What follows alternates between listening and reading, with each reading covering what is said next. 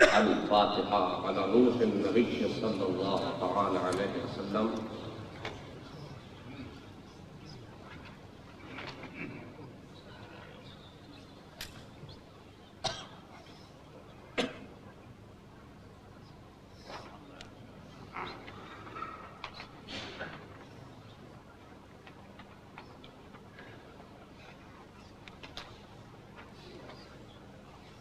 قال في الشان حبيبه الكريم: إن الله وملائكته يصلون على النبي يا أيها الذين آمنوا صلوا عليه وسلموا تسليما. اللهم صل على سيدنا مولانا محمد المحسن الجود والكرم وآله الكرام وبه الكريم وبارك وسلم.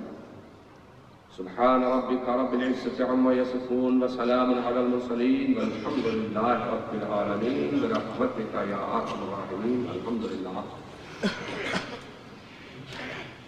الحمد لله وكفى سلام على عباده الذين اصطفى. أما بعد، قال الله تبارك وتعالى في كتابه العظيم وخطابه القديم قرآن المجيد والفرقان الحميد: فأعوذ بالله من الشيطان الرجيم. بسم الله الرحمن الرحيم. لا خوف عليهم آمنت بالله. صدق الله المولانا العظيم وصدق رسوله النبي الكريم ونحن على ذلك لمن الشاهدين والشاكرين والحمد لله رب العالمين. محترم و باوقار علماء ملت اسلامیہ، بالخصوص وقار گرامی قدر حضرت مولانا سید محمد ہاشمی میاں صاحب قبلہ دامت ذلکم علینا، وبقار گرامی حضرت مولانا سید شمس الضحیٰ صاحب قبلہ مد ذلہ العالی، حضرت مولانا سید مہدی میاں صاحب قبلہ اسٹیج پر منبر رسول پر رونق افروز تمام سادات کرام و علماء اہل سنت بانیان جلسہ، حاضرین بز، محترم بزرگوں، عزیز دوستو، السلام علیکم ورحمۃ اللہ وبرکاتہ۔ وعلیکم السلام ورحمۃ اللہ وبرکاتہ۔ سب کی طرف سے جواب حضرت ہاشمی میاں صاحب قبلہ نے دے دی، تو سب کی ذمہ داری حضرت ہی کے اوپر کی۔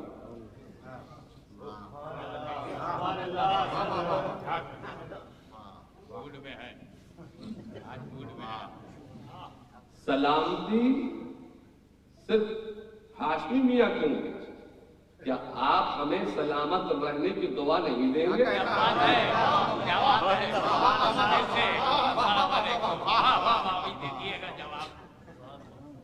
ہم آپ پر سلامتی بھیج رہے ہیں تو آپ بھی ہم پر سلامتی کی دعا کیجیے۔ السلام علیکم۔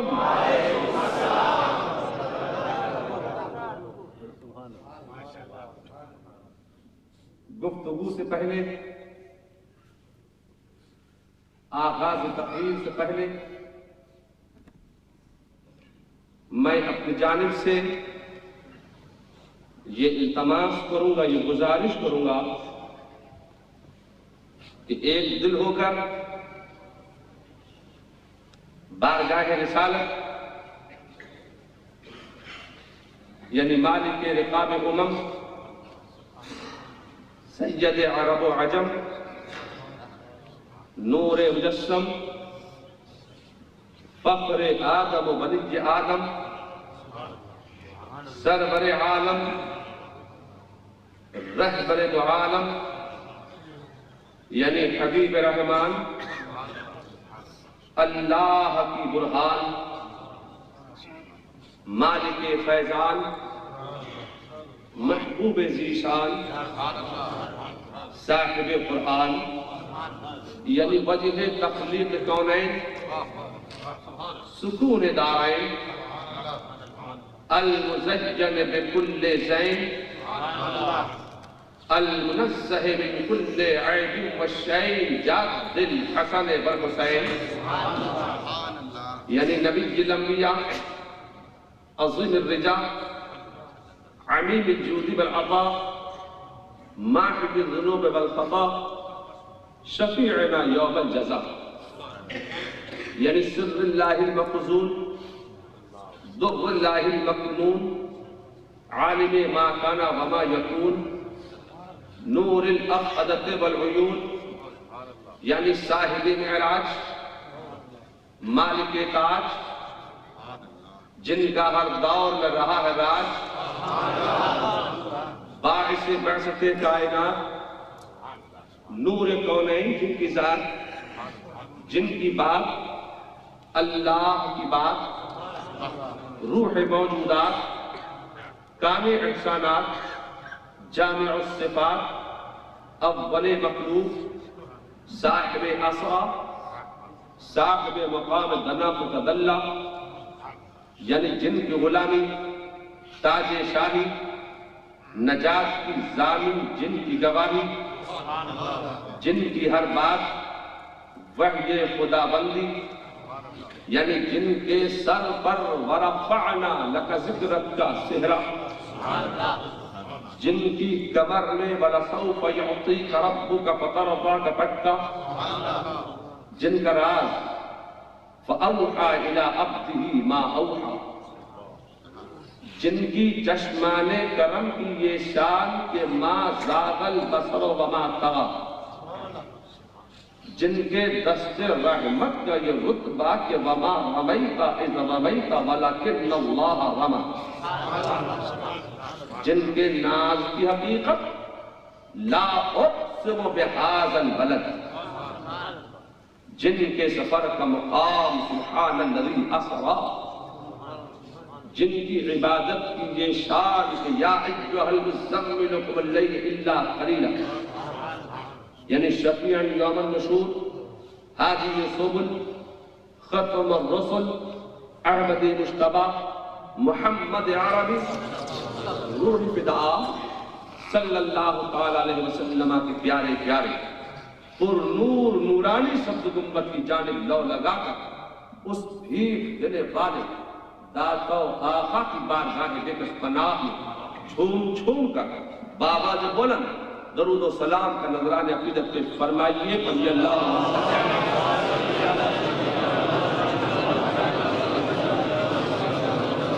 سیدنا و مولانا محمد المعدن الجود والکرم وآلہ الکرام و الکریم بارک وسلم۔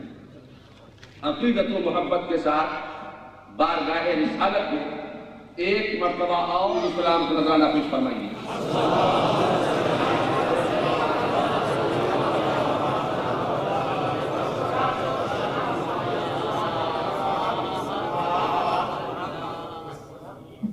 اللہ رب محمد صلی اللہ علیہ وسلم نحن عباد محمد صلی اللہ علیہ وسلم وعلا ذبیح ابد الظہور والکرم۔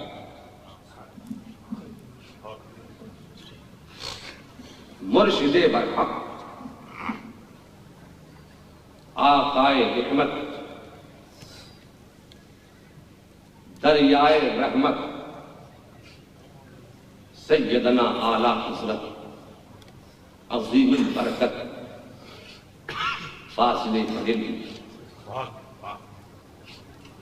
بارگاہ رسالت اپنی عقیدت و محبت کا اظہار اس والہانہ انداز سے فرماتے ہیں۔ فاضل بریلوی فرماتے ہیں کہ صباح وہ چلے کہ باغ پھلے، پھول وہ کھلے کہ دن ہو پھلے، لوا کے چلے سنا نہ کھلے، رضا کی زبان تمہارے، زنانت کو رضا کی زبان تمہارے، پھر فاصلے بلندی فرماتے کہ وہ جو نہ تھے پوچھنا، اور وہ جو نہ ہو تو پوچھنا، جان ہے وہ جہان، جان ہے تو جہان، پھر فاصلے بلندی فرماتے کہ مٹ گئے، مٹتے مٹ جائیں گے چندہ کرنے والے،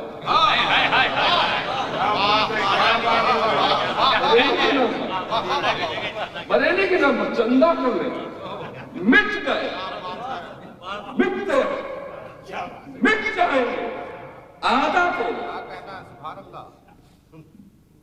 کس کے آدھا؟ تیرے ہاشمی کیا ہے؟ توصیف کے دشمن، کس کے دشمن؟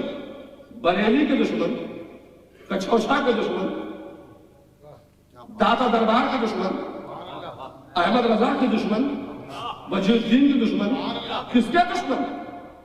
مٹ گئے، مٹتے ہیں، مٹ جائیں گے، آ جاتے نہ مٹا ہے، نہ مٹے گا کبھی جل جاتی ہے۔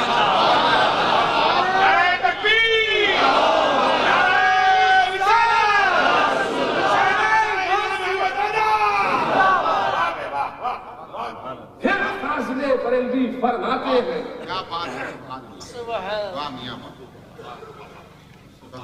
بارگاہ غوثیت پناہ میں اپنی عقیدت و محبت کا اظہار فاضل بریلوی نے اس انداز سے فرمایا، فرماتے ہیں کہ عدو بددین مذہب والے حاسد، عدو بددین مذہب والے حاسد، تو ہی تنہا کا زور دل ہے یا اللہ۔ عدو بددین مذہب والے حاسد، چندہ کرو بریلی کے نام پر، کیا بات ہے۔ سوچتے ہیں لوگ کہ اب جتنا کھینچنا ہے کھینچو، اب انگلینڈ سے کچھ کھچنے والا نہیں ہے، جتنا کھچنا چندہ بریلی کے نام پر، اور یہیں پر کنٹروورسی بریلی کے نام پر، کہ بریلی والے نہیں کرتے ہیں تمام سیدوں، کیا بات ہے، کیا بات ہے۔ یہ خوب استعمال کیا آپ نے بریلی کو، یہ آپ نے مسلک اعلیٰ حضرت کی کیا خدمت کی؟ مسلک اعلیٰ حضرت کی برطانیہ میں یہ خدمت تھی؟ یہ خدمت نہیں ہے۔ فاضل بریلوی فرماتے ہیں کہ عدو بددین، عدو بددین مذہب والے حاسد۔ احمد رضا نے دین کے دشمن کہہ کر ایک مزاج الگ کر دیا، یہ دین کے دشمن ہے، کہا مذہب والے حاسد، یہ مذہب والے کون؟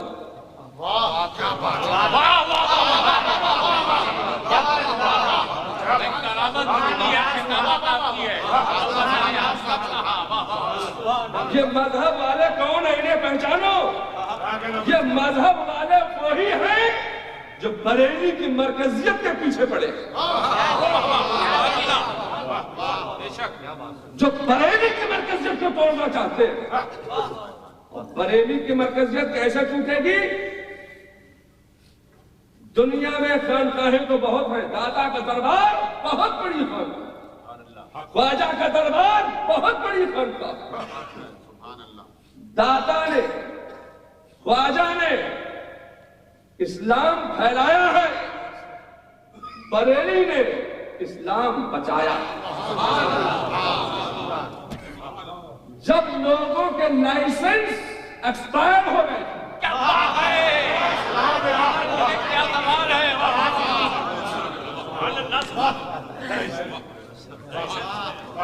جب پھر اپنے لائسنس کو انہوں نے رینیو کرانے کے لیے بریلی کا سہارا لیا، اور کیسا سہارا لیا کہ دنیا میں 2 خانقاہوں کا سکہ چل رہا ہے، بریلی کا سکہ لائسنس بچانے کے لیے اور لائسنس بڑھانے کے لیے کٹوچے کا سکہ، یہ 2 سکے چل رہے ہیں۔ اب انہوں نے سکہ اڑایا، جی سکہ اڑایا اور سوچا کسی طریقے سے جت بھی اپنی بچ بھی اپنی، اور وہ کیسے ہوگا؟ تو سکے میں، ایک ہی سکے میں الگ الگ 2 رخ ہوتے ہیں، مگر انہوں نے ایسی چال چلی کہ ایک ہی سکے میں دونوں طرف ایک ہی رخ رکھا۔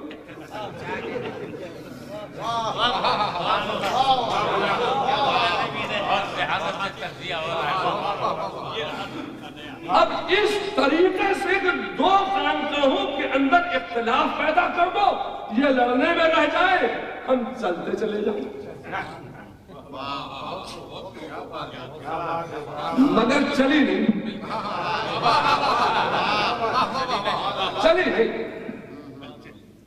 چونی کھوٹی نکلی۔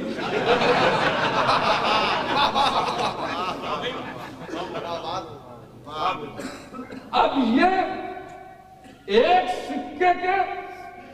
سکے میں ایک ہی رخ دکھا کر اپنا سکہ چلانا چاہتے تھے کہ ہمارا چل جائے، ہمارا چل جائے۔ جب چلنے کا وقت آیا تو دیکھنے کو کسی کو موقع نہیں دیا۔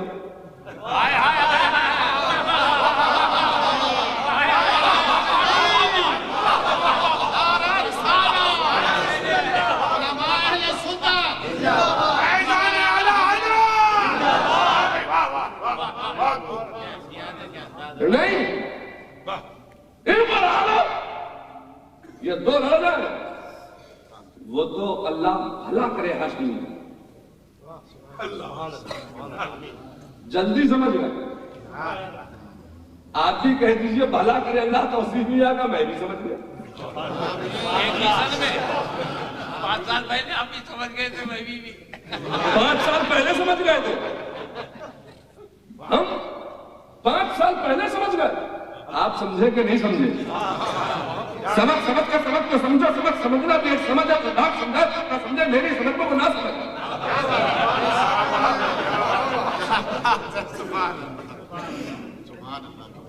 سمجھ گئے نا؟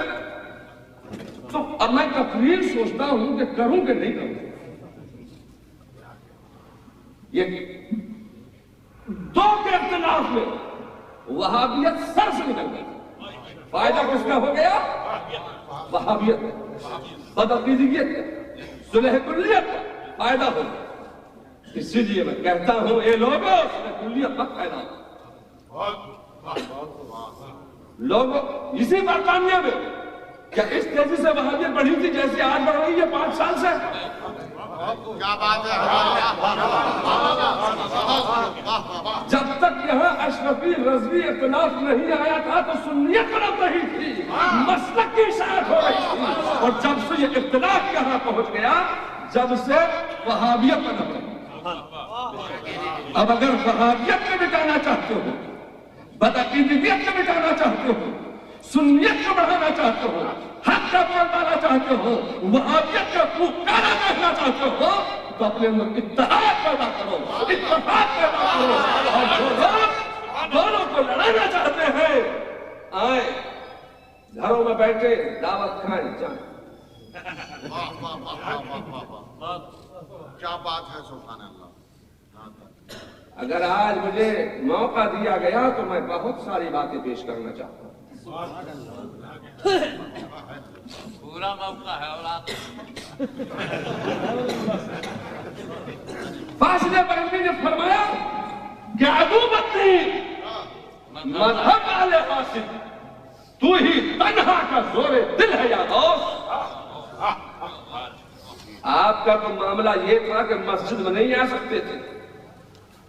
ایک حالت ایسی بھی ہوتی ہے مسجد میں داخل نہیں ہو سکتے. اعلیٰ حضرت کا کے ساتھ اعلیٰ حضرت کا نام لے کر آپ بچ گئے ورنہ مسجد میں آنے کے ڈالے پڑ گئے تھے. آپ سمجھ سکتے تو سمجھ. یہ اعلیٰ حضرت کا احسان مانو کہ فاضل بریلوی نے پاس بیٹھنے کے لائق بنا دیا. اور آج وہ تو آپ کہہ نہیں سکے اپنی زبان سے کہہ نہیں سکے کہ ہم آئے ہم یہ تو لڑ رہا ہے کہہ نہیں سکے. ہم جلدی سمجھ گئے لوگوں کو بھی سمجھا دیا تو دودھ کا دودھ پانی کا پانی ہو گیا. بریلی کا چوچا کل بھی ہے آج بھی ہے تو قیامت تک ایک رہے گا. لانے کی کوشش مت کرو. آؤ پھر فاضل بریلوی نے اب مجھے آپ فاضل بریلوی کی تقریباً 1500 کتابوں میں سے کوئی ایک سطر کوئی ایک لفظ آپ ایسا دکھا دیجئے کہ جہاں اعلیٰ حضرت فاضل بریلوی نے اپنے اعداء کے بارے میں کہہ دیا ہو اپنے حاسدین کے بارے میں کہہ دیا ہو عدوبتی مذہب والے حاسدین کے بارے میں کچھ کہہ دیا ہو. کیوں؟ اس لیے کہ احمد رضا اپنے حاسدین کا جواب دینے کے لیے پیدا نہیں کیے گئے تھے. احمد رضا پیدا کیے گئے تھے تو اعدائے دین کے جواب دینے کے لیے پیدا کیے گئے تھے. ساری زندگی اعلیٰ حضرت نے اعدائے دین کا جواب دیا ہے حاسدین کا کوئی جواب نہیں دیا.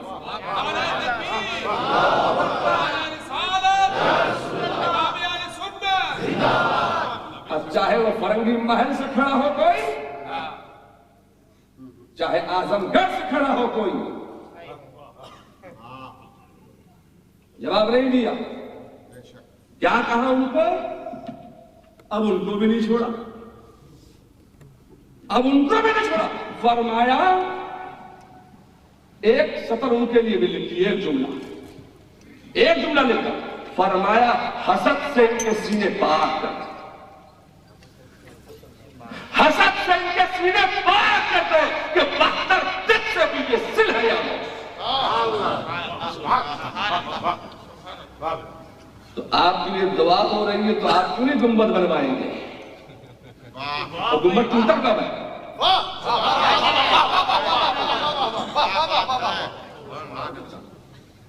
سوچتے ہم ہی بنوائیں گے اگر توڑنے کی بھی تو کوشش تمہیں نے کی. توڑ میں آج آپ سے صاف طور سے یہ کہہ دینا چاہتا ہوں 25 سال سے آپ کے اسی برطانیہ میں بریلی کے نام پر چندے ہو رہے ہیں. چندہ کر رہے ہیں لوگ دھندا چلائے گئے اپنا کہ بریلی کے مدرسے میں ضرورت ہے خانقاہ میں ضرورت ہے. 25 سال ہو گئے 25 سال سے بریلی کا نام استعمال کیا جا رہا ہے. صاحب سجادہ نے ایسا کہہ دیا ویسا کہہ دیا ہمیں دے دیں تمہیں دے دیں. 25 سال پہلے جو لے گئے تو وہ کہاں گیا؟ ابھی مجھے ایک صاحب نے بتایا کہ 44,000 پاؤنڈ یہاں پر بریلی خانقاہ کے لیے گئے. 44,000 پاؤنڈ جس کو دیے تو اس سے پوچھو کہاں دیے. میں کہنا چاہتا ہوں آج تک بریلی میں برطانیہ سے مدرسے کے نام پر خانقاہ کے نام پر لنگر کے نام پر عرس کے نام پر لنگر کے نام پر یہ لوگ آ کے انڈیا سے لنگر ڈالے پڑے کرتے لے جاتے دیتے نہیں ہیں وہاں. یہ بطن العلوم چلتا ہے ہمارا دار العلوم چلتا ہے یہ بطن العلوم چلاتے ہیں. بطن والے پیٹ آج تک یہاں سے ہاں دینا ہے آپ کو میں منع نہیں کرتا تو ہم کوئی کام نہیں کرتے اپنی جیب سے ہمیں لگا دیتے ہیں، فقیر لوگ ہیں، فقیر ہیں، ہمارے پاس کچھ نہیں ہے، آپ ہی دیتے ہیں وہاں ہم لگاتے ہیں، لیکن ہم آج بھی نہیں پھیلاتے ہیں کسی کے، یہاں لوگ آتے ہیں ہاتھ پھیلا پھیلا کے لے جاتے ہیں، اب بدنام بریلی کو کرتے ہیں کہ بریلی میں دے دیا ہم، دینا ہے ڈائریکٹ دو۔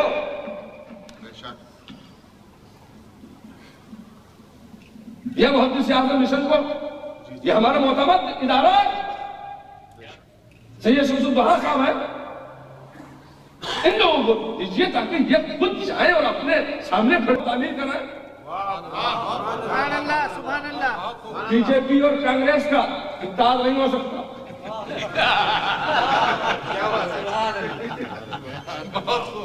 بی ایس پی اور بی جے پی کا بھی نہیں ہو سکتا، اور جب بی ایس پی الائنس کر لیتی ہے بی جے پی سے تو وہ اپنا فائدہ دیکھتی ہے کہ ہمارا فائدہ کیا ہے۔ آج بھی چل رہی ہے اس وقت B S P B J P alliance کرتے ہیں، مگر بی ایس پی اپنا فائدے میں لگی ہوئی ہے کہ ہمارا کیا فائدہ ہے۔ تو میں کسی کو کہہ رہا ہوں، کسی کا نام لے رہا ہوں، میں نے کسی کو کہا، نام لیا کسی کا، کوئی کہتے ہیں کہ ہمیں کہہ رہے ہیں، ہمیں کہہ رہے تھے انگلینڈ میں جا کے برطانیہ ہمیں کہہ دیا، سمجھ لو تم ایسا کرتے ہو کہ جب بھی سمجھ لو کہ ہمیں کہہ رہے ہیں، چندہ تم نے لیا ہوگا جب بھی سمجھ لو کہ ہمیں کہہ رہے ہیں، ہم تو آپ کو نہیں کہہ رہے، آپ کیجئے، کوئی بھی کرے چندہ اپنے نام پر کرے، اپنے نام پر، بریلی کے نام پر مت کرو۔ بات تیری کہاں سے کہاں نکل گئی؟ تقریر میں کرنا چاہتا تھا اور کروں گا، بہت ساری تقریر کروں گا، چاہے آج ہاشمی میاں کا بیٹا ہے مجھے کو مل جائے، یہ ون ڈے نہیں ہے، یہ فائنل ہے۔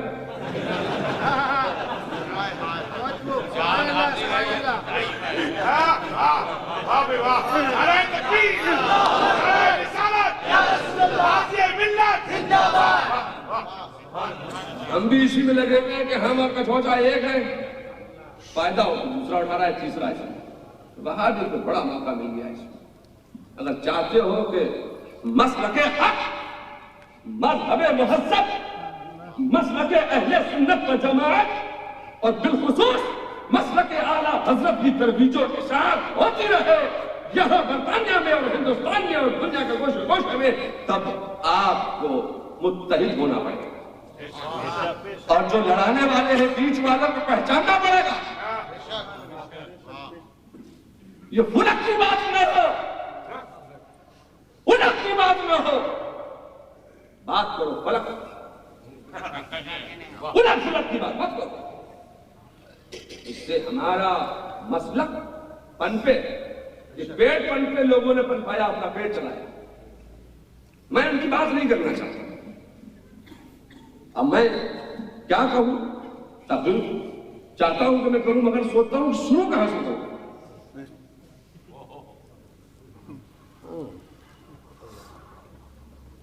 قرآن شریف کی میں نے ایک بڑی مشہور و معروف آیت کریمہ تلاوت کی ہے، اس کی ایک جزء کو، ایک ٹکڑے کے گوشے کو تلاوت کیا ہے، پوری آیت کریمہ الا ان اولیاء اللہ لا خوف علیہم ولا هم یحزنون، خبردار، ہوشیار، باملاحظہ، متنبہ، جو اللہ کے ولی ہوتے ہیں انہیں کوئی ڈر نہیں، خوف نہیں، رنج نہیں، غم نہیں، حزن نہیں، ملال نہیں، حسرت نہیں، حیرانی نہیں، پریشانی نہیں، سرگردانی نہیں، پرابلم نہیں، تو کیوں نہیں؟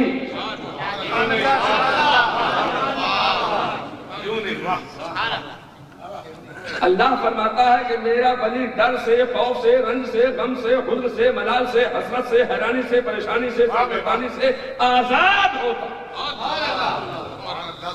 کیوں؟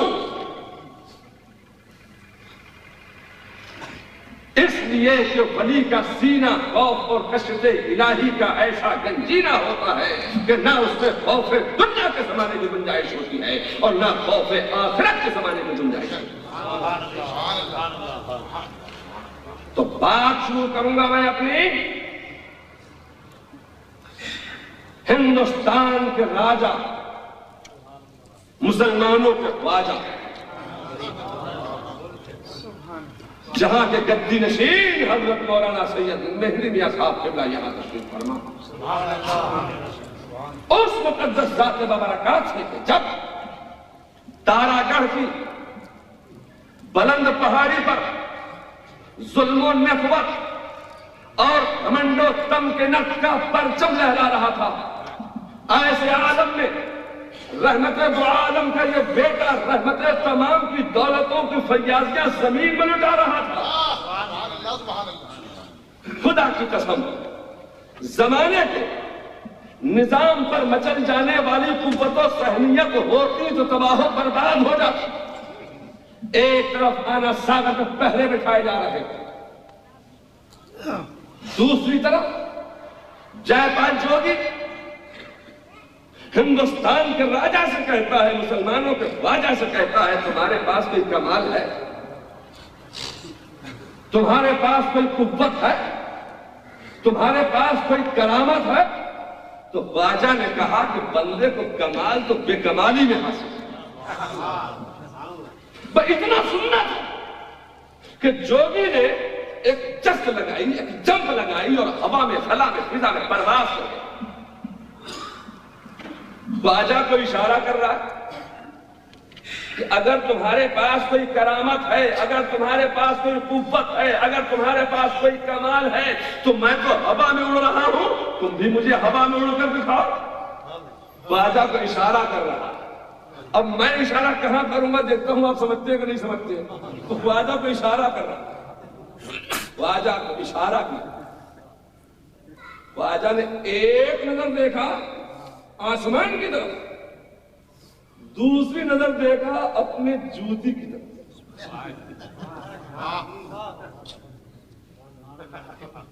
لکڑی کی کھڑاؤں پہنے تھے، لکڑی کی کھڑاؤں۔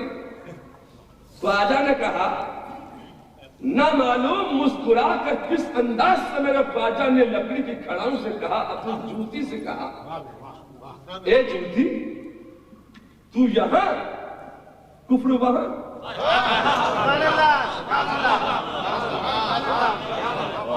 خواجہ نے مسکرا کر اتنا ہی کہا تھا، اے جوتی تو یہاں کفر وہاں۔ نہ معلوم مسکرا کر لکڑی کی کھڑاؤں سے میرے خواجہ نے کس انداز سے کہا تھا کہ لکڑی کی کھڑاؤں میں ایک حرکت پیدا ہوئی، ایک جنبش پیدا ہوئی۔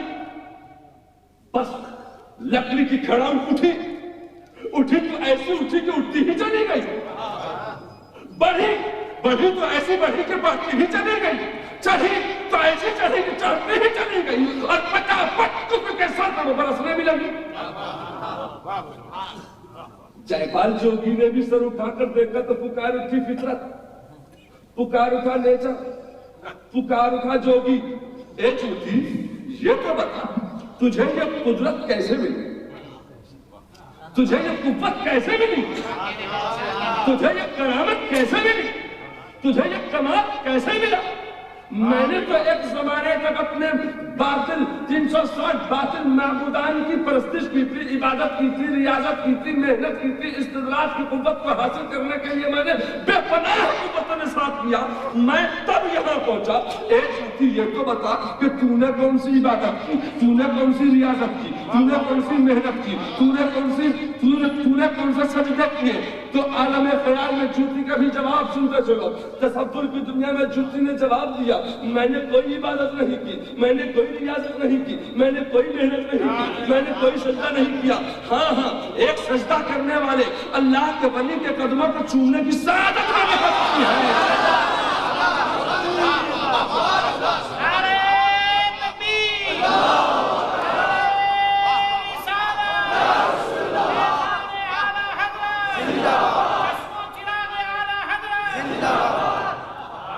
میں نے کوئی عبادت نہیں کی، ایک عبادت یاد کرنے والے اللہ کے ولی کے قدموں کو چومنے کی سعادت میں نے حاصل کر لی ہے، اس لیے اتنا اونچا مقام مجھے مل گیا ہے، اس لیے اتنا اونچا منصب مجھے مل گیا ہے۔ ادھر خواجہ کے ساتھی حیران ہیں، پریشان ہیں، ششتر ہیں، انگشت پر اندھا ہیں اور سوچ رہے ہیں کہ آج جے پال جوگی نے ہوا میں اڑ کر اپنے تفضل کا اعلان کر دیا ہے۔ خواجہ کے ساتھی حیران ہے، پریشان ہے۔ میرے خواجہ نے زہر دیا، اے میرے ساتھیوں گھبرانا نہیں، لا خوف علیہم کی منزل سے گزر رہا ہوں، جہاں کفر کی آخری حیثیت ہوگی وہاں کفر کے سر پہ میرے جوتے کی پہلی ٹاپ پڑے گی۔ اور ہم نے یہ دیکھا کہ جب آسمان میں جوگی کا کفر پرواز کر رہا تھا تو ہندوستان کے راجا نے، مسلمانوں کے خواجہ نے جوگی کے پردے پہ کفر کو آسمان میں دبایا تھا، تو پھر دعا کرو کہ آج ہندوستان میں پھر ایک ٹکلے کا کفر گھوم رہا ہے، ایک ٹکلے کا کفر پھر ہندوستان میں گھوم رہا ہے۔ تو پھر دعا کرو کہ اللہ خواجہ جیسا بندہ پھر پیدا کر دے جو پردے پہ کفر کو مٹا دے۔ اور پھر ارے کفر ہی کی بات نہیں ہے، نفاق کی بات بھی ہے۔ کچھ منافق بھی ہے، برطانیہ میں گھوم رہے ہیں، یورپ میں گھوم رہے ہیں، امریکہ میں گھوم رہے ہیں، افریقہ میں گھوم رہے ہیں۔ تو دعا کرو کہ اللہ خواجہ جیسی سمجھ لے، کہ سمجھ جائیں کہ کون ہے، پہچان لو۔ میں تقریر بھی اپنی لمبی نہیں کروں گا، بہت ساری باتیں بھی بتانا چاہتا ہوں میں۔ آئیے اسی دلی میں آؤ، حضرت سیدنا نظام الدین اولیاء نے کئی بادشاہوں کا زمانہ دیکھا، یا یہ یوں سمجھو حضرت سیدنا خواجہ غریب نواز ہیں، سیاد سیاد سیاد کیا ہے؟ اگر کوئی کہے نہیں ہے نہیں ہے نہیں ہے، مانو گے؟ اس بیماری کا علاج کرنے کے لیے بریلی بھی باقی ہے۔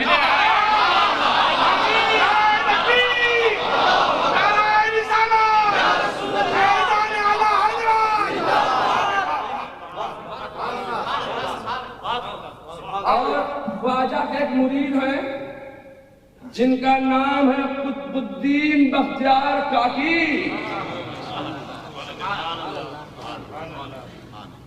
بڑے فضل و کمال والے۔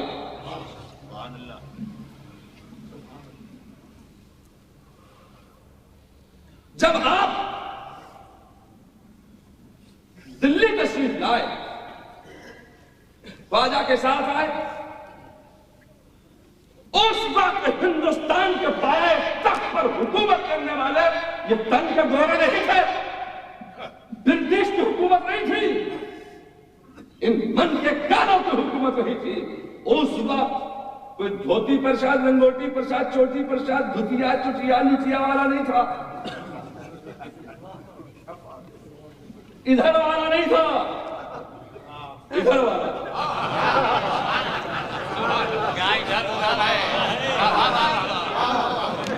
اب ادھر ادھر میں جو ادھر والے ہیں ان کو میں نقاب کرنا چاہتا ہوں۔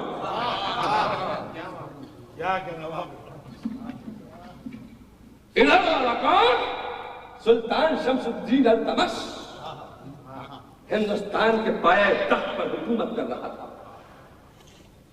سلطان شمس الدین التمش نے حضرت خواجہ سے گزارش کی کہ حضور آپ قطب الدین کو دلی میں چھوڑ دیجیے، دلی میں چھوڑ دیا۔ سلطان شمس الدین التمش نے اپنے تخت سے ایک اونچا تخت بنوایا اور اس تخت پر قطب الدین بختیار کاکی کو بیٹھا دیا اور عقیدت کیسی میں مصروف ہو گیا۔ دربار میں جتنے ملا لوگ تھے، مولوی لوگ تھے، پگڑیوں والے تھے، سمجھ گئے کہ نہیں سمجھ گئے؟ سمجھ گئے نا؟ بڑی بڑی القابات کی پگڑیاں پہننے والے ملا لوگ، یہ ملا نہیں تھے، یہ کٹ ملا تھے۔ میں کہنا چاہتا ہوں کہ ہر دور میں چمچا گیری ہوئی ہے، ہر زمانے میں چمچا گیری ہوتی ہے۔ جب مغلوں کا دور تھا، جب مسلمانوں کی شہنشاہیت کا دور تھا، جب ہندوستان میں بادشاہت کا دور تھا، تو دربار میں ملا لوگ ہوتے تھے، جی حضوری کرنے والے لوگ ہوا کرتے تھے۔ انگریز کا دور آ گیا، انگریز کا زمانہ آ گیا، تجارت کے نام پر گئے تھے، جب انگریز کا دور آیا تو یس معنی چلنے لگی، چمچا گیری یس معنی کے نام پر ہوئی، دور بدلا، کانگریس کا زمانہ آ گیا، بڑے بڑے کانگریسی، کانگریس کا زمانہ آ گیا۔ اشارہ کر رہا ہوں، سمجھ سکتے ہو تو سمجھ لو، دور بدل گیا، کانگریس کا زمانہ آ گیا تو چمچا گیری ساتھ ہوئی۔ آج چمچا گیری ہو رہی ہے، اب کسی بھی اعتبار سے ہوتی ہو، وہ اس کا میں ذکر نہیں کروں گا، مگر چمچا گیری ہو رہی، تو ہر زمانے میں چمچا گیری ہوئی۔ اس دور میں بھی جی حضوری کے نام پر کچھ ملا لوگ دربار میں رہا کرتے تھے۔ جب مولویوں نے دیکھا، ملاؤں نے دیکھا، اونچے اونچے پگڑیاں، اونچے اونچے القابات کی پگڑیاں پہننے کے بعد بھی مسلمانوں کے دلوں پر حکومت نہیں کر پائیں گے، بڑے بڑے القابات کی پگڑیاں پہننے کے بعد بھی مسلمانوں کے دلوں کو موہ نہیں پائیں گے، تو کیا چال چلی انہوں نے ایک خوبصورت حسین و جمیل عورت کو تیار کی، حاملہ عورت، اور اس سے کہا، لالچ لیا اسے، لالچ لیا، سونا سنار کی دکان پر رکھا، اگر تم دربار شاہی میں جا کر اتنا کہہ دو کہ تمہارے پیر قطب الدین بختیار کاکی کا ہمیں حمل ہو گیا ہے، اگر تم دربار میں جا کر اتنا کہہ دو تو تم کو اتنی دولت دی جائے گی، اتنا سونا دیا جائے گا۔ لالچ بہت بری بلا ہے، بہت بری بلا ہے لالچ۔ ایک مثال لے کر میں اپنی بات آپ کے ذہن میں اتاروں، مجھے حکایت یاد آ گئی۔ امام غزالی ایک حکایت بیان فرماتے ہیں کہ حضرت نوح علیہ السلام نے اپنی کشتی بنا لی، تیار کر لی۔ جب کشتی کو چیک کیا، معائنہ کیا، تو دیکھا کہ اس میں شیطان لعین ابلیس کمین گھسائی۔ آپ نے لاہور بھیجی، تم بھی لاہور بھیجو، لاہور بھیجی آپ نے۔ کہا بھائی مردود، تو ان محفوظ اور معمول لوگوں میں کیسے گھس گیا؟ تو ان محفوظ لوگوں میں گھس گیا؟ تو اس نے کہا حضور میرے پاس 5 ایسے ہتھیار ہیں کہ جن سے میں اولاد آدم کو تباہ و برباد کر دیتا ہوں، نیست و نابود کر دیتا ہوں، مگر میرا تیر کبھی خطا نہیں۔ اگر آپ مجھے اپنی کشتی میں رہنے دیں تو ان 5 باتوں میں سے 3 باتیں میں آپ کو بتا دوں گا اور 2 نہیں بتاؤں گا۔ حضرت نوح علیہ السلام بڑے گھومے پڑ گئے، وحی الہی کا انتظار رہا، یہ 5 میں سے 3 بتا دے گا تو کم سے کم ان 3 باتوں کی تبلیغ کر کے اپنی قوم کو ان 3 گناہوں سے تو بچایا جا سکتا ہے، ان 3 باتوں سے تو بچایا جا سکتا ہے۔ بڑے گھومے پڑ گئے، وحی الہی کا انتظار رہا۔ اللہ رب العزت کا حکم نازل ہوا کہ اے پیغمبر تم اس مردود سے کہو کہ جن 3 چیزوں کو تو بتانا چاہتا ہے وہ مت بتا، وہ 2 بتا دے جنہیں تو چھپانا چاہتا ہے۔ سبحان اللہ، سبحان اللہ،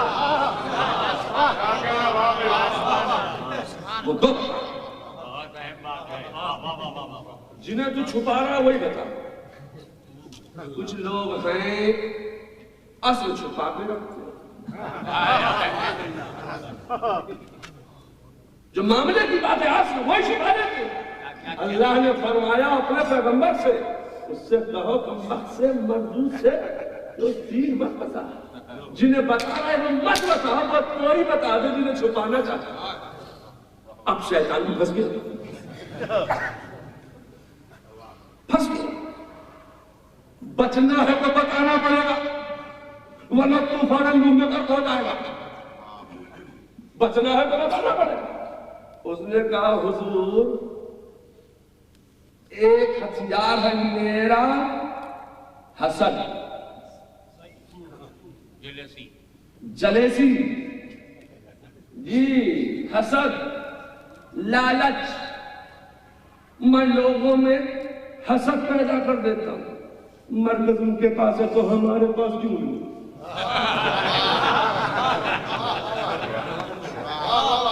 مسلک ان کے پاس ہے تو ہمارے پاس کیوں نہیں؟ درگاہ ان کے پاس ہے تو ہمارے پاس کیوں نہیں؟ میں لوگوں میں ہلکے ہلکے آہستہ آہستہ لٹل لٹل کنجم کنجم ہلکے ہلکے دھیرے دھیرے میں لوگوں میں حسد پیدا کر دیتا ہوں۔ ایک اختیار میرا ہے حسد۔ حضرت نوح علیہ السلام نے کہا تو اس کی کوئی دلیل بھی دے گا؟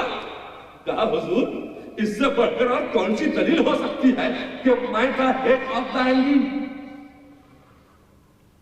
فرشتوں کی جماعت کا استاد، استادوں خیر مناؤ آ گئے،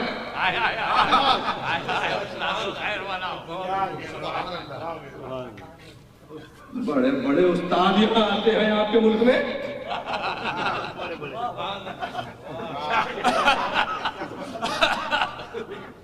کہا کوئی دلیل دے گا؟ کہا میں تھا فرشتوں کی جماعت کا استاد، میں تھا معذب الملکو، میں عوام کو پڑھاتا تھا، عوام کو پڑھاتا تھا، وہ عوام ملائکہ کو پڑھایا تھا، آج لوگ علماء کو پڑھاتے ہیں۔ اشارے کی زبان سمجھ سکو تو سمجھو۔ کیا میں کہنے والا تھا میں تھا معلم الملکوت، میں تھا ہیڈ آف دا اینجل، فرشتوں کی جماعت کا استاد۔ میں نے حضرت آدم سے حسد کیا، حضرت آدم سے حسد کیا تو حضور میری یہ حسد تھی، حسد ہی کے بنیاد پر تو اوپر سے نیچے گرا دیا گیا۔ اگر میں حسد نہ کرتا آدم سے تو میں اپنے مقام پر ہوتا۔ شیطان کو کس نے گرایا؟ حسد ہی نے تو گرایا۔ اگر اس نے حسد نہ کیا ہوتا تو اپنے مقام پر ہوتا۔ جبریل نے حسد نہیں کیا تو اپنے مقام پر ہے، میکائیل نے حسد نہیں کیا تو اپنے مقام پر ہے، اسرافیل نے حسد نہیں کیا تو اپنے مقام پر ہے، فرشتوں نے حسد نہیں کیا تو اپنے مقام پر ہے۔ اس نے حسد کیا، گر گیا۔ کہ حضور میرا ہتھیار ہے حسد، میں لوگوں میں حسد پیدا کرتا۔ اچھے بھلے کام چل رہے تھے، مدرسے چل رہے تھے اچھے بھلے، میں مدرسے کا محتمی ہوں، لوگ مجھے کیوں نہیں مانتے، میری دستبوسی کیوں نہیں کرتے، میری قدم بوسی کیوں نہیں کرتے، یہ خالد میاں سے نعت پڑھتے، میں تو عالم ہوں عالم، لوگ ان کے ہاتھ چومتے، ساجد میں مقرر لوگ ان کے ہاتھ چومتے، پیر چومتے، ہم عالم ہیں، اتنا بڑا پکڑا باندھ کے آئے ہیں، ہمارے ہاتھ نہیں چومتے۔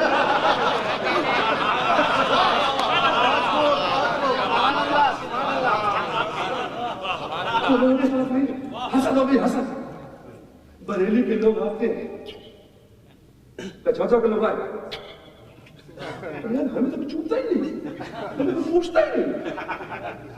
حسد حسد تو کیا کہا؟ وہ سید نہیں ہے، یہ عالم نہیں ہے۔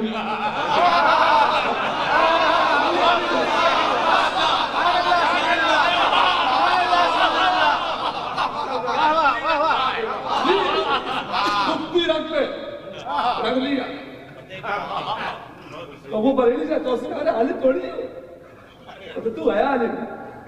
اچھا میں کہتا ہوں اللہ عالم بنائے تم جیسا نہ بنائے۔ علم پر گھمنڈ نہیں ہونا چاہتے، شیطان نے بہت بڑا عالم تھا کہ اس سے بڑا عالم کوئی ہو سکتا ہے دنیا میں؟ شیطان کو کس چیز نے مارا؟ معظم الملکوت تھا، جنت میں تھا، کیا تھا؟ فرشتے کھڑے ہوئے، کون آگے استاد جی آگے کیا کہہ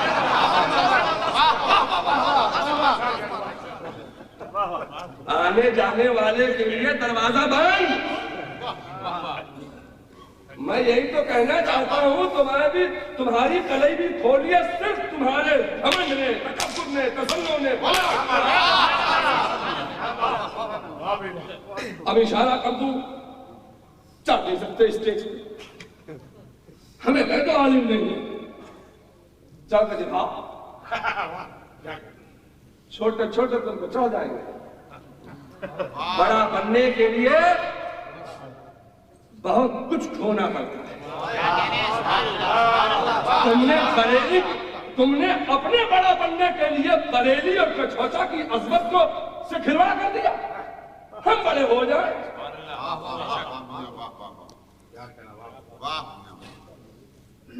بریلی اور کچھوچا ہے، یہ اہل سنت کی دو آنکھیں ہیں۔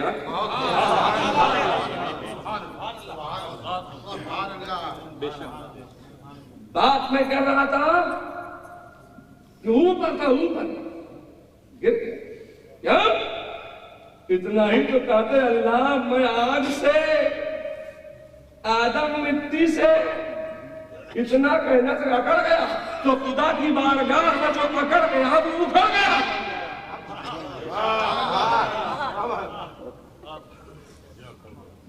اب بریلی اور کچھوچا کے درمیان میں جو اکڑے گا وہ اکھڑے گا۔ اللہ نے کیا کہا؟ اتنے دفعہ تو اس میں میں آگ سے ہوں۔ اچھا آگ سے ہے تو میں نور ہوں۔ اچھا مردود کہیں کا، میرے نبی کو کہتا ہے مٹی سے نکال دوں، کیوں؟ اتنا ہی تو کہا کہ وہ مٹی سے۔ اللہ نے اس کا علم نہیں دیکھا، چلی چلا نہیں دیکھا۔ اب کچھوچا بریلی کو دیکھ کے لوگوں کو جو چلی لگ رہی ہے، چلی جی مرچیں لگ رہی ہے، چلی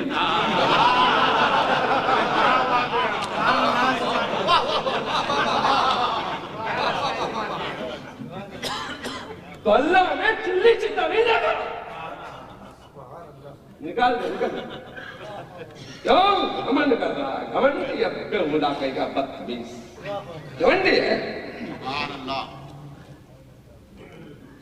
اللہ نے ہمیشہ کے لیے نکال دیا اپنی بارگاہ سے۔ شیطان نے کہا حضور اس سے بڑھ کر اور دلیل کون سی ہو سکتی ہے کہ میں تھا فرشتوں کی جماعت کا استاد، حسد نے مجھے مار دیا۔ حضرت نوح نے کہا کہ دوسرا تیرا ہتھیار کون سا؟ انہوں نے کہا حضور لالچ، لالچ ہے میرا دوسرا ہتھیار۔ تو کوئی دلیل بھی دے گا؟ کہاں؟ اس کی دلیل بھی دوں گا کہ دلیل کیا ہے؟ کہا میں لوگوں میں ہلکے ہلکے آہستہ آہستہ لپتل لپتل کنجم کنجم دھیرے دھیرے لوگوں میں لالچ پیدا کر لیتا ہوں کہ چلو عالم تو بن گئے، پیر باہر نکال کے پیر بھی ہو جاؤ۔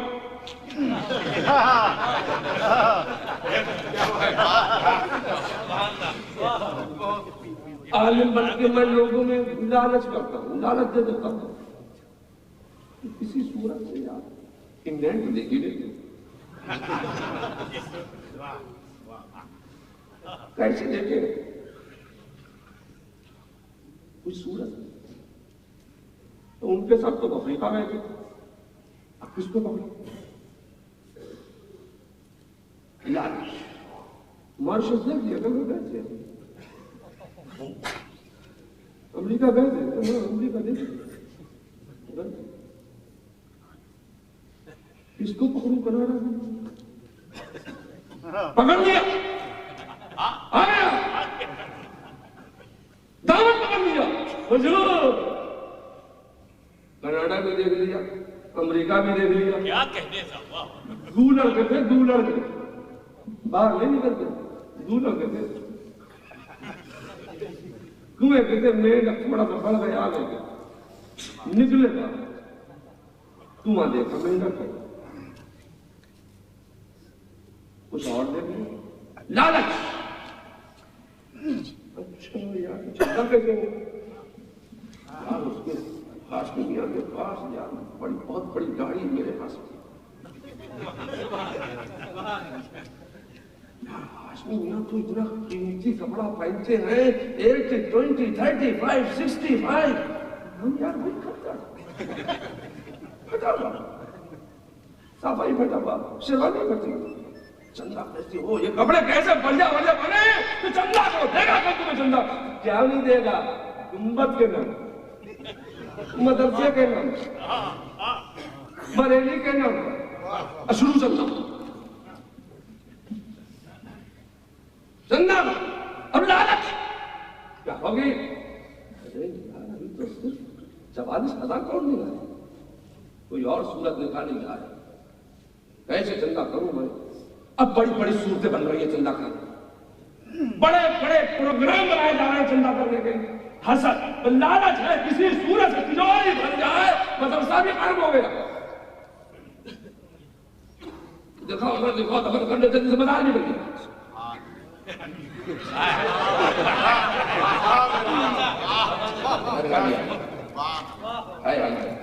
تمہارے پاس چھوڑ گیا ہمارے پاس ہم بھی فائنل کر کے جاؤں گا. فائنل آرے چھوڑیے وہ لولا ہے لولا درچل گڈے کی نام لولا ہے عالم نہیں ہے تو بہت بڑا عالم ہے. میں کہنا چاہتا ہوں اللہ تبارک و تعالیٰ کو گھمنڈ پسند نہیں غرور پسند نہیں تسنن پسند نہیں بناوٹ پسند نہیں ہے. جیسا اندر ہو ویسا باہر ہو. اللہ کو یہ پسند ہے. ہوتا کیا کہا حج ارے یار دے دیا جو ہے زکات زکات لینے والے کے دینے والے تو لیتے. تو لوگوں نے کہا کہ تم نے زکات لے لی مال تمہارے پاس خوب آ گیا جمع ہو گیا اکٹھا ہو گیا. اب تو تم خود بھی حرام کے مال سے صاحب نصاب ہو گئے. دیو بھائی دیو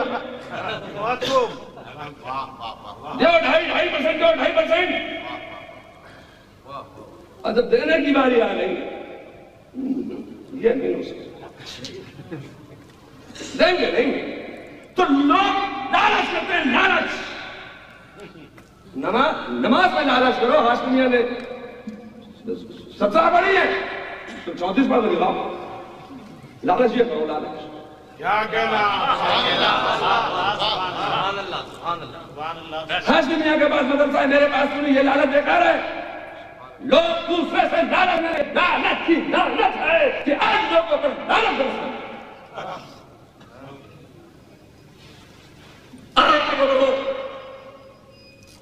لوگوں میں لالچ پیدا ہو جاتی ہے. لوگ دھیرے دھیرے لالچ کرنے لگتے تو شیطان نے کہا حضور میں لوگوں میں لالچ پیدا کر دیتا ہوں. واقعات کے آہستہ آہستہ لوگ صاحب نصاب ہوتے ہیں نبی سرکار کو ہی دیتے ہیں. لوگ حاجی پر ہو کر حاجی کو لالچ کرتے ہیں. کہاں کوئی دلیل دلیل تھی کہ میں نے لوگوں میں لالچ پیدا کر دیا. تو لالچ کرنا تو اس آیت میں کہا کہ تم دربار شاہی میں جا کے اتنا کہنا کہ تمہارا ٹھیک ہے اس نے لالچ کی. لالچ دربار شاہی میں ہاں نکل جو بتائی کیا ہو گیا. مجھا کیا ہوا کہا سرکار یہ تمہارے پیر کا ہمیں عمل تمہارے پیر قطب الدین بختیار کاکی کا ہمیں عمل ہو گیا ہے. اب ذرا سا سوچو تو صحیح کہ جب قطب الدین بختیار کاکی کی ذات بابرکات پر یہ انسان بیٹا لگا ہوگا تو حضرت قطب الدین کے دل پر کیا گزری ہوگی. سید کے مرید تھے, خواجہ کے مرید تھے. یا خواجہ کا ایک نعرہ لگایا خواجہ عالم ساحل میں تشریف فرما ہے. دلی تشریف لائے, کیس کا معائنہ کیا, وقت وقت کا بادشاہ کہہ رہا ہے حضور ظلم ثابت ہو چکا ہے، سزا ملنی چاہیے۔ وقت کا مولوی کہہ رہا ہے حضور ظلم ثابت ہو چکا ہے، سزا ملنی چاہیے۔ وقت کا مفتی کہہ رہا ہے حضور ظلم ثابت ہو چکا ہے، سزا ملنی چاہیے۔ وقت کا قاضی کہہ رہا ہے حضور ظلم ثابت ہو چکا ہے، سزا ملنی چاہیے۔ لوگ کہتے جا رہے ہیں، ایک ایک مولوی اپنا فتویٰ دے رہا ہے حضور ظلم ثابت ہو چکا ہے، سزا ملنی چاہیے۔ مگر میرے خواجہ اپنے مرید کے لبوں سے روٹا ہوا تبسم دیکھ رہے ہیں، اپنے مرید کی سوتی میاں کے دیکھ رہے ہیں۔ میرے خواجہ نے کہا اے میرے قطب نہ گھبرانا، اے میرے قطب گھبرانا نہیں، دنیا کے بادشاہوں نے تو فیصلہ کر دیا ہے کہ سزا ملنی چاہیے، وقت کے قاضیوں کو ذات نے تو فیصلہ کر دیا ہے کہ سزا ملنی چاہیے، وقت کے مفتیوں نے تو فیصلہ کر دیا ہے کہ سزا ملنی چاہیے۔ اے میرے قطب گھبرانا نہیں، لا خوف علیہم کی منزل سے گزر رہا ہوں، اے میرے قطب گھبرانا نہیں۔ میرے خواجہ نے کہا میں بھی اس عورت پہ ایک نگاہ دیکھنا چاہتا ہوں، میں بھی اس عورت سے ملنا چاہتا ہوں، میں بھی اس عورت کو دیکھنا چاہتا ہوں۔ عورت خواجہ کی نگاہ کے سامنے لائی گئی۔ عورت جب خواجہ کے سامنے پیش کی گئی، کیا کہتی ہے وہ؟ کہا ہاں اچھا سچ کہتی ہے؟ ہاں۔ خواجہ نے اپنا ڈنڈا اٹھایا، خواجہ نے اپنی چھڑی اٹھائی، خواجہ نے عصائے مبارک اٹھایا اور اس عورت کے پیٹ کی طرف آپ نے اس ڈنڈے کو کیا اور فرمایا اے بچے بول تو کون ہے؟ فرمایا اے بچے بول تو کون ہے؟ تو ماں کے پیٹ میں رہنے والے بچے نے آواز دی۔ اگر آج کوئی ماں کے پیٹ میں رہنے والے بچے کو آواز دے گا تو دنیا کہے گی پاگل ہو گیا ہے، پاگل دکھ رہے۔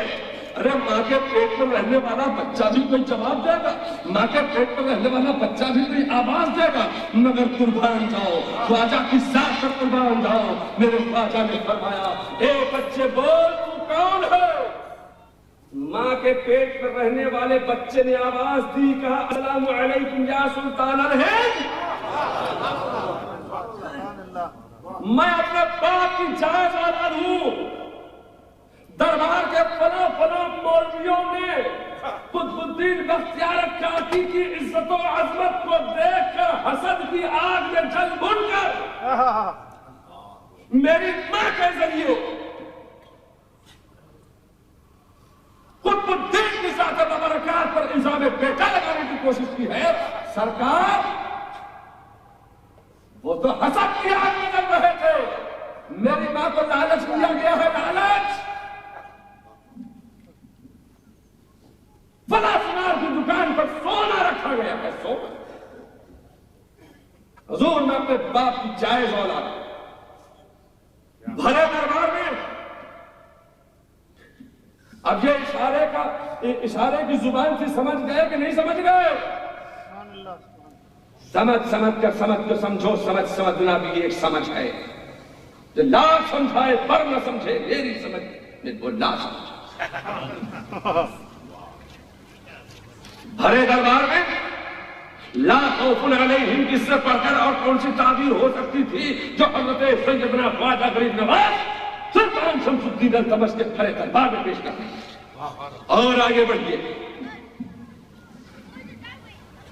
آئیے حضرت سیدنا قطب الدین بختیار کاکی، انہوں نے کئی بادشاہوں کا زمانہ دیکھا۔ سلطان شمس الدین التمش نظام الدین کے زمانے میں، علاء الدین خلجی نظام الدین کے زمانے میں، امیر الدین خلجی نظام الدین کے زمانے میں، نظام الدین نے کئی بادشاہوں کا زمانہ دیکھا یا کئی بادشاہوں نے نظام الدین کا زمانہ دیکھا، جیسی چاہو تعبیر کر لو۔ آپ کے ایک مرید ہے، مرید، ان کا نام ہے امیر خسرو۔ وہ اپنی قسمت میں بالکل ذوالفقار کی حیثیت رکھتے ہوئے ہیں۔ دنیاوی بادشاہ کے دربار میں بھی ان کو وزارت عظمیٰ کا تاج نصیب تھا، اور روحانی بادشاہ کے دربار میں بھی ان کو وزارت عظمیٰ کا تاج نصیب تھا. وہ امیر الدین خلجی کے بھی وزیر اعظم تھے اور حضرت سیدنا نظام الدین اولیاء کے بھی وہ وزیر اعظم تھے. دونوں طرف سے منصب ملا. ایک دن امیر الدین خلجی نے کہا اے امیر خسرو نظام الدین میری طرف سے پر افروختہ ہو چکے ہیں. نظام الدین مجھ سے روٹھ گئے. تم دربار کے خزانوں میں سے اتنی دولت لے جاؤ اور نظام الدین کو راضی کراؤ. وہ تمہیں بہت چاہتے ہیں, تمہاری بات وہ نہیں ٹالیں گے. امیر خسرو نے کہا اے بادشاہ میں تیری سفارش لے کر نظام الدین کے دربار میں نہیں جا سکتا. کہا کہ تم کو معلوم نہیں کہ تم میری کیبنٹ کے منسٹر ہو؟ کیا تم کو معلوم نہیں کہ تم میرے گٹھن کے منتری ہو؟ کیا تم کو معلوم نہیں کہ تم میری کابینہ کے وزیر ہو؟ کیا تم یہ نہیں جانتے؟ کہا اے بادشاہ کیا تمہیں یہ نہیں معلوم کہ آج تم ایک بادشاہ سے بات کر رہے ہو؟ کیا تم کو وزارت عظمیٰ چھن جانے کا کوئی خوف نہیں ہے؟ تو امیر خسرو کا جواب سنو. امیر خسرو نے کہا اے بادشاہ اگر تو ناراض ہو جائے گا تو میری جان چلی جائے گی, اور اگر نظام الدین ناراض ہو گئے تو میرا ایمان چلا جائے گا. کہا اے بادشاہ میں اپنی جان تو دے سکتا ہوں مگر اپنا ایمان نہیں دے سکتا.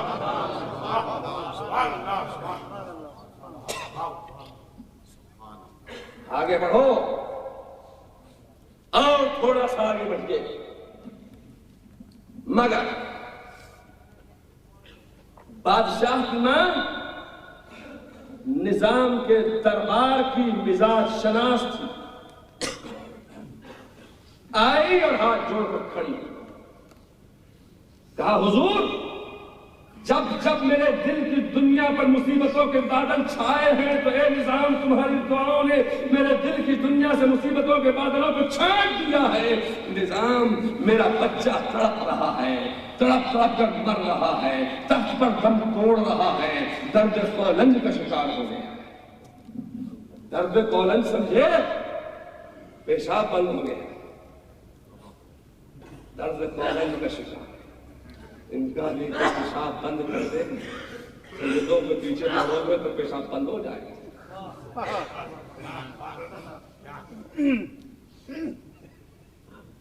سیدوں کی ناراضگی مولنا نہ ہو.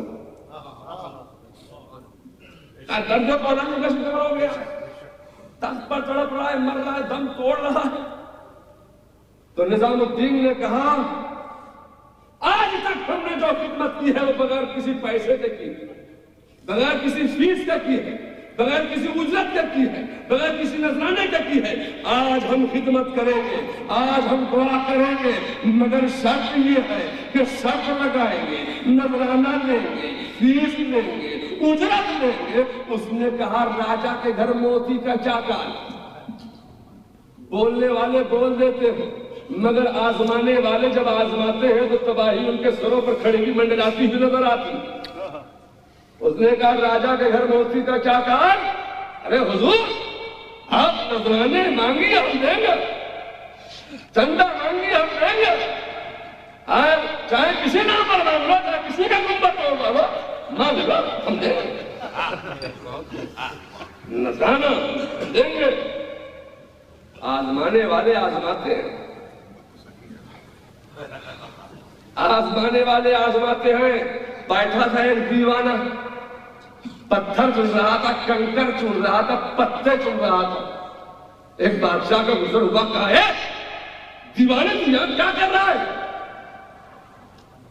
میں اپنا کام کر رہا ہوں, تو اپنا کام. بادشاہ نظر والا تھا, پہچان گیا, پہچان گیا بادشاہ. یہ پہچان نہیں رہے, پہچانیں گے, وقت آئے گا. بادشاہ پہچان گیا. اس نے کہا حضور میرے دربار میں چلیے, بہترین مربن قسم کی غذائیں ملیں گی. یہاں آپ کے اوپر بارش کے اولے پڑے, دھوپ کی تماشاتے تمہارا استقبال کریں گے, جھلسا دینے والی ہوائیں تمہارے وجود کو جھلسا کر دے گی. انہوں نے کہا اے بادشاہ تو جا اپنا کام کر ہم اپنا کام کر نہیں حضور میرے دربار میں چلیے کہا اچھا میں تیرے دربار میں چلتا ہوں اس لیے کہ تو روز روز مجھے اپنے دربار میں لے جانے کی بات کرتا ہے میں تیرے دربار میں چلتا ہوں مگر میری شرط یہ ہے کہ ہم آج شرط لگائیں گے کہا حضور میرے دربار میں چلیے کہا میں شرط میری ہے کیا شرط کہا جس دن سے میں تیرے دربار میں پہنچوں گا اس دن سے تو مجھے کھلائے گا خود کبھی کھانا نہیں کھائے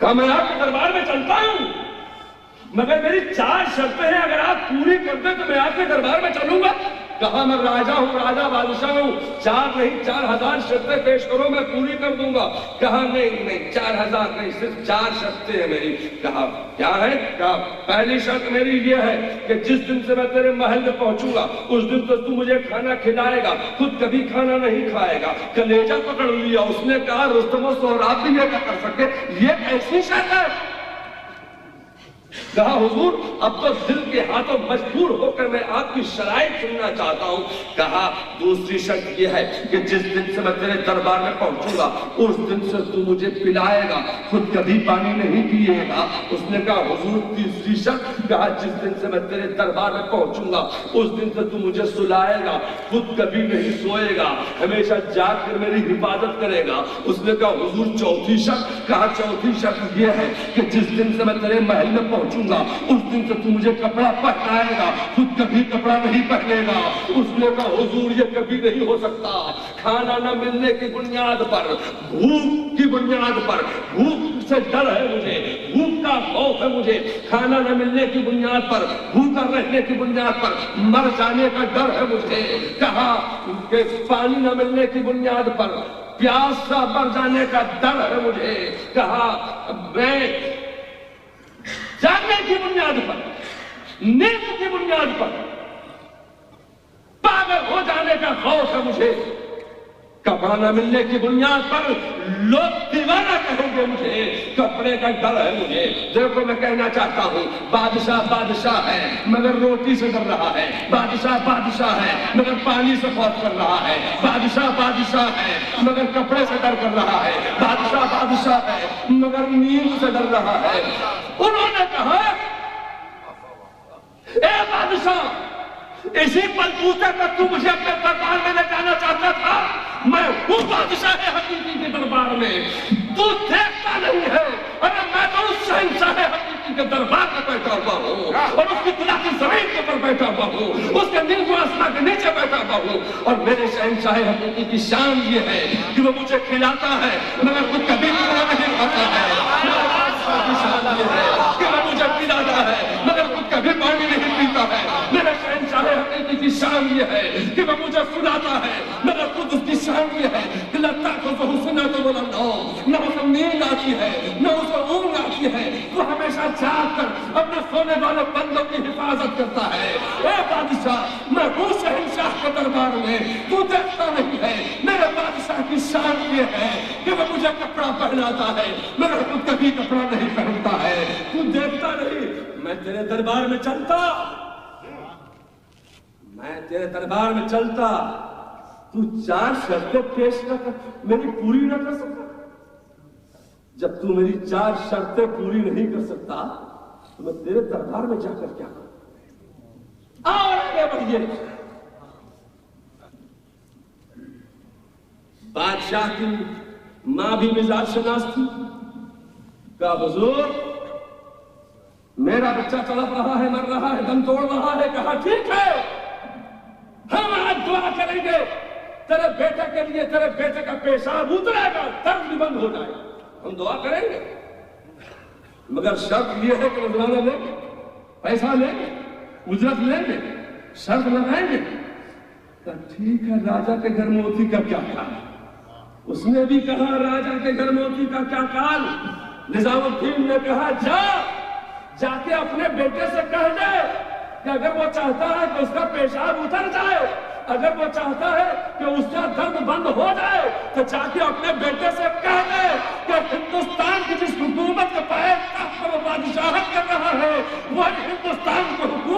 نظام الدین کے حوالے کر دیں. جب وہ حکومت میرے حوالے کرے گا ہندوستان کی، میں دعا کروں گا پیشاب اتر جائے گا. لوگ بڑے چالاک ہیں، سمجھ گئے نا؟ مرکز کو توڑنا چاہتے ہیں. اب اشارے بول رہا ہوں میں، اب اگر میں کہہ دوں گا تو لوگ کہیں گے ہمیں کہہ رہے ہیں. سبحان اللہ سبحان اللہ. وہ تو بھلا ہو حضرت مدنی میاں صاحب کا اور ہاشمی میاں صاحب کا، توڑنے والوں کو پہلے ہی سمجھ پہچان لی. جا بیٹے کی ماں آئی حضور، بادشاہ بھی پہنچ گیا. حضور دعا کر دو، مر رہا ہوں، پیشاب نہیں اتر رہا، دم توڑ رہا ہوں، درد کولج ہے. حکومت دیتا ہے کیا؟ کہاں میں نے حکومت آپ کو دی؟ کہا نہیں، ایسا نہیں مانیں گے، زبانی جماعت نہیں چلے گا. ارے تکل مکر جائے گا تو کیسے کام چلے گا؟ ہندوستان کی حکومت میرے نام رجسٹری کرا دے. رجسٹری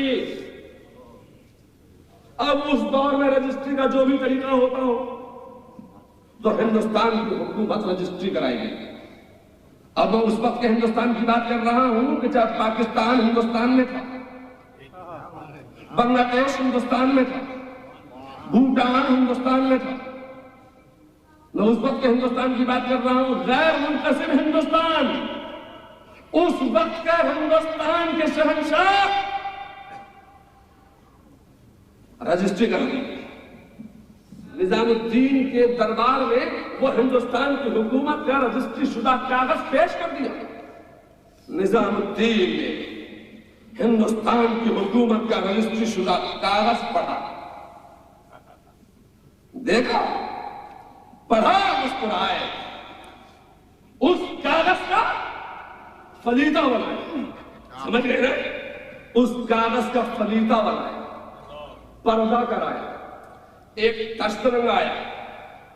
وہ ہندوستان کی حکومت کا رجسٹری شدہ کاغذ اس تشت میں رکھا، پردہ کرا کے بادشاہ کو بنایا. اس سے کہا اس میں پیشاب کر، اس تشت میں پیشاب کر. وہ اتنا کہنا تھا کہ پیشاب کر، اس کا پیشاب اترا اترا اتنا اترا اتنا اترا کہ وہ تشت بھر گیا اور ہندوستان کی حکومت کا رجسٹری شدہ کاغذ پیشاب میں تیرنے لگا. جب ہندوستان کی حکومت کا رجسٹری شدہ کاغذ پیشاب میں تیرتے کو ولی نے دیکھا تو ولی کی غیرت و عشق کو جلال آ گیا. کہا اے ظالم، اے بادشاہ، اسی حکومت کی بنیاد پر تو مجھے کر دینا چاہتا تھا، اسی حکومت کی بنیاد پر تو مجھے خوف دینا چاہتا تھا، اسی حکومت کی بنیاد پر تو مجھے ڈر دے رہا تھا. دیکھ، جس حکومت کی بنیاد پر تو مجھے ڈر دینا چاہتا تھا، دیکھ کبھی وہی حکومت پیشاب کے دھارے میں بہ رہی.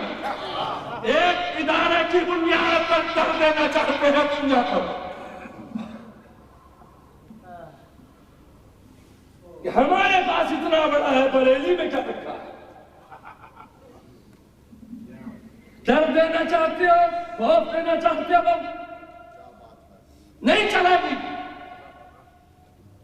بات میری بہت لمبی ہو چکی ہے اور ابھی آپ سوچتے ہیں کہ توصیف رضا تقریر کر رہا ہے. نہیں، تقریر نہیں کر رہا. ابھی تو میں جو بولنا چاہتا تھا اس کے قریب بھی نہیں پہنچا.